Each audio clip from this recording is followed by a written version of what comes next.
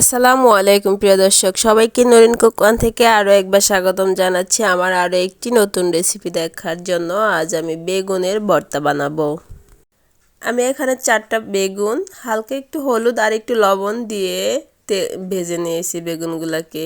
আমি আমার বাবার বাড়িতে এসেছি, ওখানে আমি এই বেগুনগুলাকে ভর্তা বানাবো আর আপনাদেরকে দেখাবো। বেগুনগুলা ভাজা হয়ে গেছে, আমি বেগুনগুলাকে উঠিয়ে নিলাম। তারপর 4টা শুকনো মরিচ ভালোভাবে ভেজে নেব। আমার আব্বু বাসায় বেগুন গাছ লাগিয়েছে, ও গাছ থেকে আমি বেগুনগুলা তুলে নিয়েছি। বেড়াতে এসে যদি মাংস খেতে খেতে মাংস না খেতে ইচ্ছা করে, তখন এভাবে বেগুন ভর্তা বানিয়ে খেতে খুবই ভালো লাগে। তাই বেগুনগুলাকে এভাবে ভেজে নিয়েছি।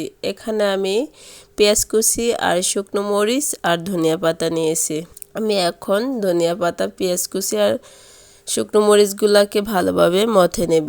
শীতের দিনে কিন্তু বেগুন ভেজে ভর্তা বানানো গরম ভাত দিয়ে খেতে খুবই ভালো লাগে। আপনারা এভাবে বাসায় একবার বেগুন ভেজে ভর্তা বানিয়ে খেয়ে দেখবেন, আশা করি আপনাদের কাছে অন্যরকম টেস্টে লাগবে।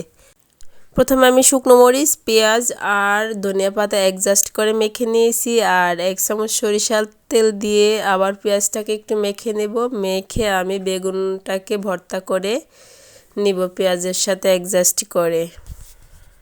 এভাবে আপনারা খুব সহজেই বেগুনের ভর্তাটা বাসায় বানিয়ে খেতে পারবেন।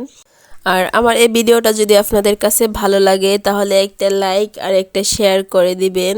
আর যদি আপনাদের কোনো মতামত থাকে তাহলে কমেন্টে জানিয়ে দেবেন। আমার চ্যানেলটা যারা এখনও সাবস্ক্রাইব করেনি প্লিজ সাবস্ক্রাইব করে দিবেন আর বেল বাটনটি ক্লিক করে দিবেন। এতে করে আমি যখন কোনো নতুন ভিডিও আপলোড করব সাথে সাথে আপনাদের নোটিফিকেশনে চলে যাবে। আর যারা অলরেডি সাবস্ক্রাইব করে দিয়েছেন তাদেরকে অনেক অনেক অনেক ধন্যবাদ। আর এইভাবে বেগুন ভর্তা বাসায় বানিয়ে খাবেন। আর আমি এখন বিদায় নিলাম, সবাই ভালো থাকবেন, আল্লাহ হাফেজ।